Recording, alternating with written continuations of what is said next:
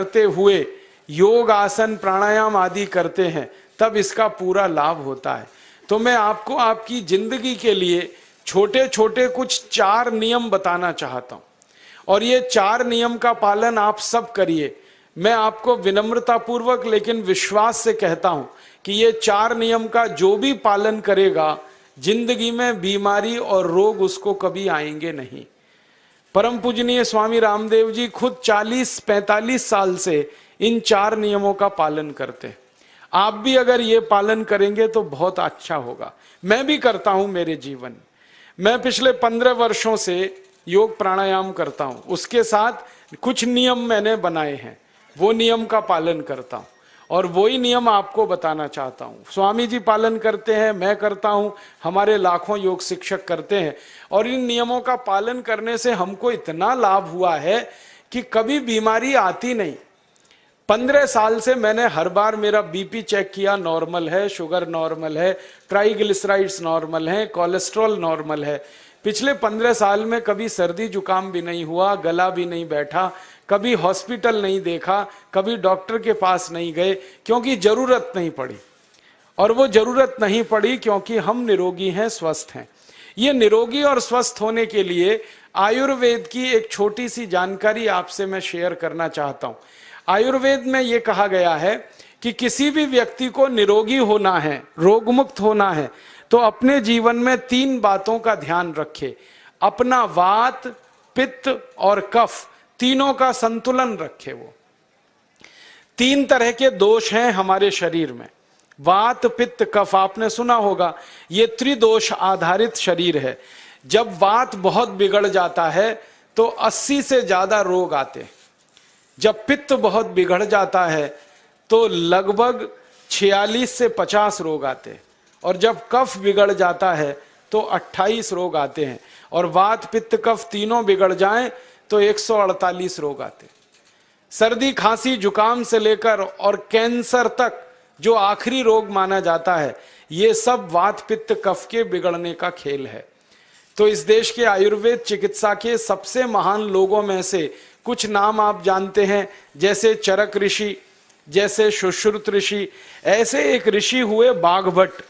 बाघभट्ट ऋषि ने एक पुस्तक लिखी है, उसका नाम है अष्टांग हृदयम, और एक पुस्तक लिखी है उसका नाम है अष्टांग संग्रहम। इन दोनों पुस्तकों में उन्होंने 7000 नियम बताए हैं। उनमें से 4 बताता हूं, अच्छे लगे तो आज से ही पालन करो और दूसरों को भी बताओ ताकि कोई भी इन नियमों का पालन करे तो बीमार ही ना पड़े। ये 4 नियम हैं वात, पित्त और कफ को संतुलित रखने के लिए। अब वात, पित्त, कफ तीनों एक साथ आपके संतुलित रहें तो उसके लिए पहला नियम है खाना खाने के तुरंत बाद पानी नहीं पीना। ये पहला नियम है। आप बोलेंगे ये तो बड़ी मुश्किल बात है, खाना खाते ही पानी पीते हैं हम तो सबके सब, और बिना पानी पिए खाना ही नहीं खाते। कई लोग तो खाने से ज्यादा पानी पीते हैं, खाना कम खाते हैं, पानी ज्यादा पीते हैं। ये खाना खाने के बाद पानी कभी भी नहीं पीना, क्योंकि महर्षि बाघभट्ट कहते हैं भोजनांते विषम वारी, माने भोजन के अंत में पानी पियो तो जहर के पीने के जैसा है।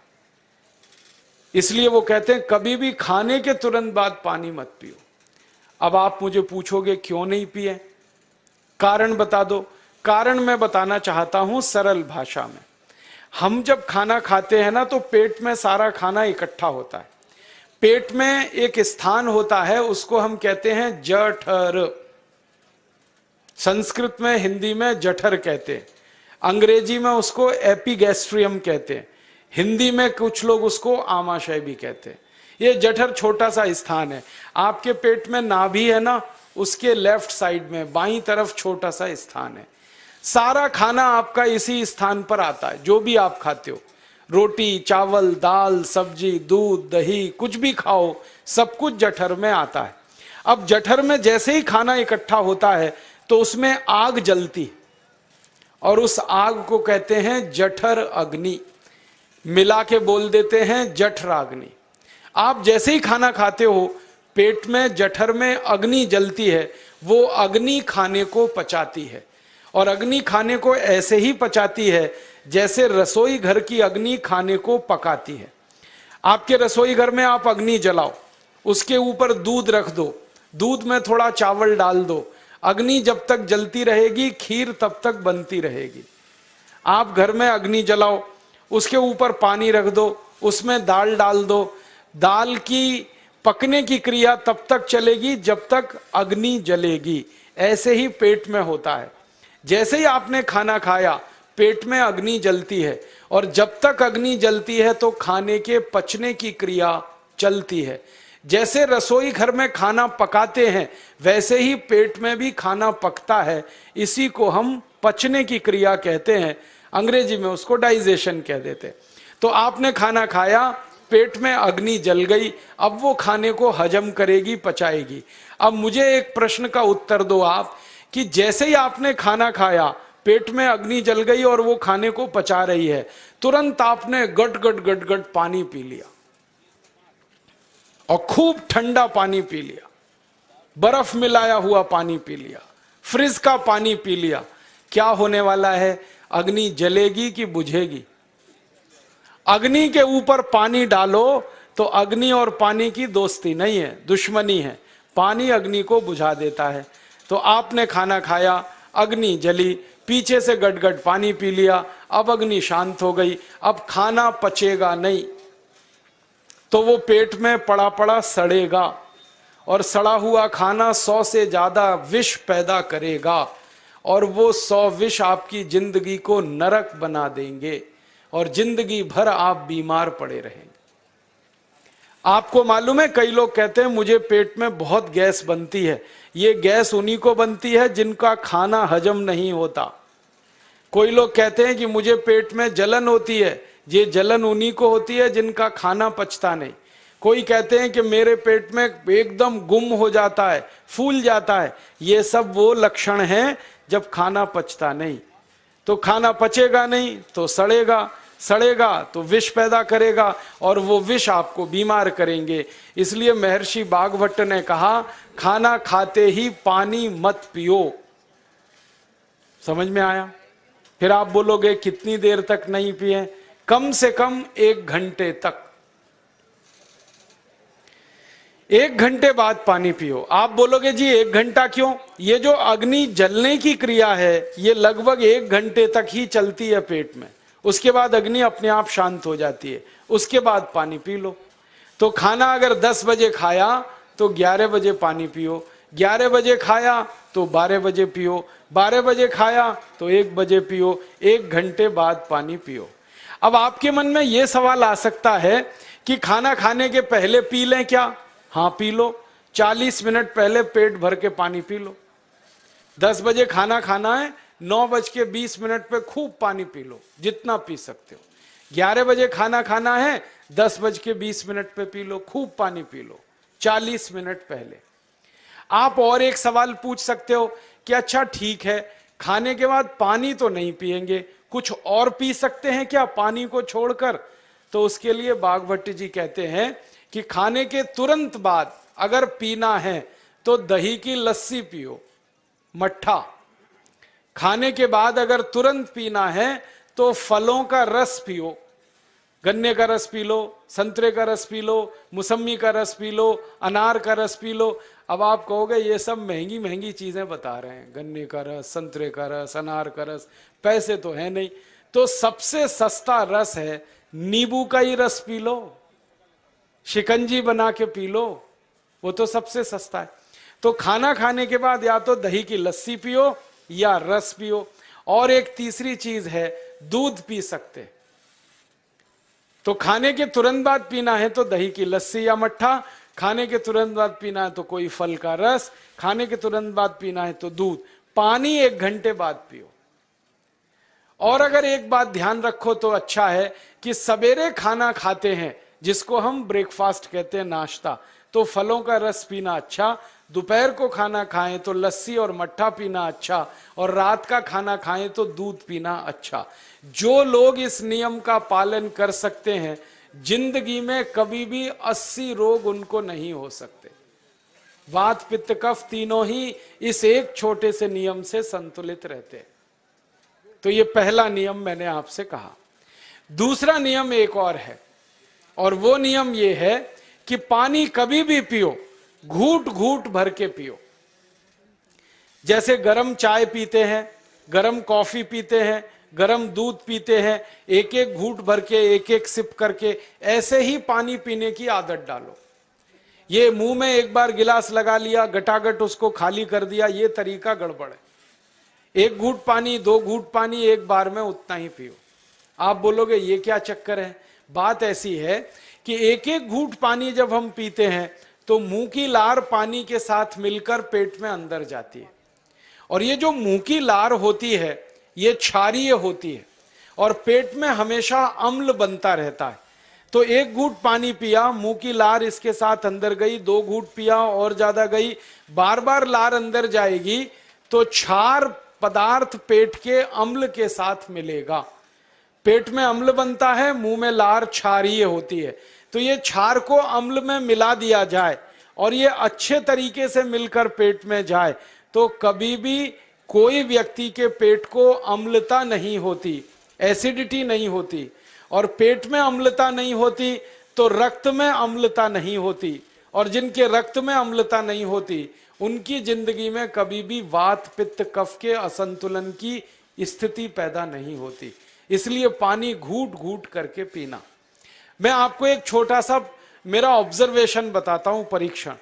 आप भारत देश में या दुनिया में कहीं भी जाओ, मनुष्य को छोड़कर पशु पक्षियों को देखना शुरू करो, वो पानी कैसे पीते। किसी चिड़िया को पानी पीते हुए देखो, किसी पक्षी को पानी पीते हुए देखो, वो चोंच के एक बूंद ही के बराबर ही पानी उठाता है। एक बार में एक बूंद पानी लेगा, फिर थोड़ी देर चोंच चलाएगा, फिर पिएगा, फिर दूसरी बूंद लेगा, फिर चोंच चलाएगा, फिर पिएगा, फिर तीसरी बूंद। एक एक बूंद पक्षी पानी पीता है। कुत्ते को पानी पीते हुए देखो, चाट चाट के पानी पीता है। शेर को पानी पीते हुए देखो, चाट चाट के पानी पीता है। जितने जानवर चाट कर पानी पीते हैं, जितने पक्षी एक एक घूंट पानी पीते हैं, किसी भी पक्षी और किसी भी जानवर को डायबिटीज नहीं है, किसी को अर्थराइटिस नहीं है, कोई पक्षी ओवरवेट नहीं है, कोई पशु ओवरवेट नहीं है। वो सब स्लिम और ट्रिम हैं, क्योंकि वो इतने होशियार हैं कि पानी चाट के पीते हैं या घूट घूट करके पीते। अब मुझे ये हैरानी होती है कि ये पशु पक्षियों को कौन सिखाता है? वो अपने जन्म से ये ज्ञान सीख के आते। उनका कोई गुरु नहीं है, उनका कोई विद्यालय नहीं है, उनके कोई प्रशिक्षण शिविर नहीं लगते, फिर भी उनको इतनी अकल है कि पानी घूट घूट पीना। और हम ये मनुष्य जिनके इतने गुरु, इतने विद्यालय, इतने कॉलेज, सीखने वाले, सिखाने वाले, और हम मूर्खों के मूर्ख गटागट गटागट पानी पीते रहते। तो पानी पीने का तरीका बदल दो, घूट घूट भर के पानी पियो। ये दूसरा नियम है। तीसरा नियम है कि जिंदगी में कितनी भी प्यास लगे, ठंडा पानी कभी मत पियो। बर्फ डाला हुआ पानी, फ्रिज में रखा हुआ पानी, वाटर कूलर का पानी जिसका तापमान बहुत कम है, ये कभी मत पीना। क्यों? क्योंकि शरीर आपका गर्म है और पानी ठंडा है। अब होता क्या है वो मैं समझाता हूं सरल भाषा में। पेट तो गर्म है, अब इसमें ठंडा पानी डाल दिया आपने, तो अंदर झगड़ा होता है। और झगड़ा क्या होता है? या तो पानी पेट को ठंडा करेगा या पेट पानी को गर्म करेगा। अगर पानी ने पेट को ठंडा कर दिया तो पेट के ठंडा होते ही हृदय ठंडा होता है, हृदय के ठंडा होते ही मस्तिष्क ठंडा होता है, मस्तिष्क के ठंडा होते ही आदमी ठंडा होता है, और आदमी ठंडा होते ही राम नाम सत्य होती है। आपको मालूम है, जब शरीर ठंडा पड़ जाता है तो घर में भी नहीं रखते, निकाल के बाहर सड़क पर रख देते। जो घर आपने बनाया अपनी मेहनत से, शरीर के ठंडा पड़ते ही निकाल बाहर करते हैं उस घर में से, और फिर चिल्लाने लगते हैं, लेके जाओ, जल्दी लेके जाओ, इसको जला के आओ। माने ठंडे शरीर की इज्जत नहीं है। तो ठंडा पानी क्यों पी रहे हो भाई? बंद कर दो। कोई जानवर ठंडा पानी नहीं पीता, कोई पक्षी नहीं पीता। तो आप ये ठंडा पानी पीना बंद करो, सादा पानी पीना शुरू करो। और गर्मी के दिनों में बहुत अगर आपको तकलीफ है तो मिट्टी के घड़े का पानी पी लेना, फ्रिज का और बर्फ का नहीं पीना। ये तीसरा नियम है। और चौथा और आखिरी नियम है कि आप सवेरे ही सवेरे जब सोकर उठते हो तो सबसे पहले पानी पियो। जैसे ही आपकी आंख खुल गई तो पहले 2-3 गिलास पानी पी लो, उसके बाद आप टॉयलेट में जाओ। उठते ही पानी पियोगे तो 2 फायदे हैं।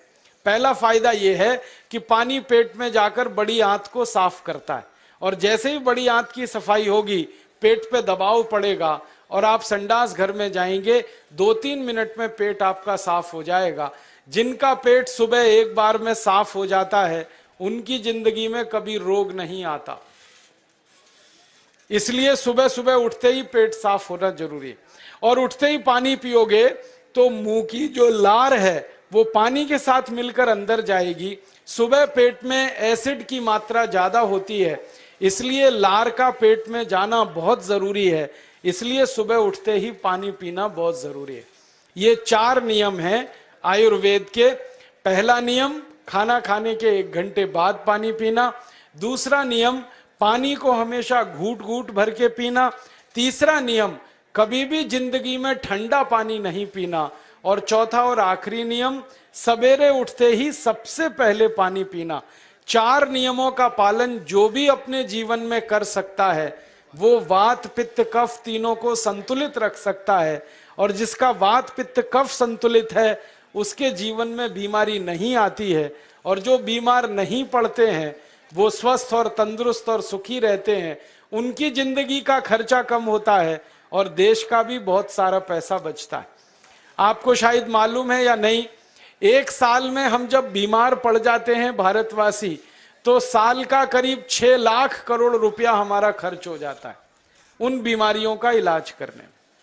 इसलिए इतना पैसा फालतू में हम खर्च करें हर साल 6 लाख करोड़, ये बहुत बड़ी रकम है। इससे बेहतर यह है कि हम बीमार ही नहीं पड़ें और स्वस्थ रहें, सुखी रहें। और ये 6 लाख करोड़ का जो खर्चा हम करते हैं बीमार पड़ने पर, अक्सर ये एलोपैथी की दवाएं खाने में खर्च होता है। और जो एलोपैथी की दवाएं हम खा रहे हैं जैसे paracetamol, Baralgan, Butazone, oxyphenbutazone, aspirin, Disprin, Novalgin, ये सब ऐसी खराब दवाएं हैं जो दुनिया के देशों में 20 साल पहले बंद हो चुकी हैं, भारत में धड़ल्ले से बिक रही हैं और हमको बीमारियों से ज्यादा गंभीर बीमारियों में फंसा रही। ज्यादातर दवाएं जो आप खाते हो वो किडनी खराब कर देती हैं, लीवर खराब कर देती हैं, आंतों में घाव कर देती हैं, विकलांगता आ जाती है, पैरालिसिस हो जाता है, ब्रेन हेमरेज हो जाता है, हार्ट अटैक आ जाता है। दुनिया में लगभग इस समय 84,000 दवाएं बिकती हैं और आपको सुनकर हैरानी होगी उनमें से मात्र 117 दवाएं हैं जो काम की हैं, बाकी सब बेकार की दवाएं हैं। उन बेकार की दवाओं को खाकर हम 6 लाख करोड़ खर्च करते हैं। ये बहुत दुख और अफसोस की बात है। और ये 6 लाख करोड़ का खर्चा समाज के वो लोग करते हैं जिनको जिंदगी में हर समय अपना आर्थिक स्थिति को देख के चलना पड़ता है, जिनकी आमदनी बहुत नहीं है, जिनके घर में आमदनी के बहुत ज्यादा साधन नहीं है, उनको ये पैसा खर्च करना पड़ता है। तो कई बार क्या होता है, किसी का घर बिक जाता है, किसी का खेत बिक जाता है, किसी के घर के गहने गिरवी रख जाते हैं, किसी को कर्ज लेना पड़ जाता है, किसी को कर्ज लेकर दोबारा कर्ज लेना पड़ जाता है। मैंने इस हिंदुस्तान में पिछले 15 साल के प्रवास में देखा कि गांव-गांव के गरीब किसान कर्ज ले लेकर ये महंगी दवाएं खाकर इलाज करते हैं, डॉक्टरों को पैसा देते हैं, दवा कंपनियों को देते हैं, और वो पैसा फिर इस देश में से दूसरे देश में चला जाता है, क्योंकि अक्सर ये दवाएं बनाने वाली कंपनियां विदेशी होती हैं। तो हम 6 लाख करोड़ खर्च करें अपने खून पसीने की कमाई का, उससे अच्छा ये है बीमार ही ना पड़े, दवा खाने की जरूरत ही ना पड़े, तो हम सुखी रहें, स्वस्थ रहें। तो योग प्राणायाम करें, 4 नियमों का जीवन में पालन करें, बहुत आसान है आपके लिए।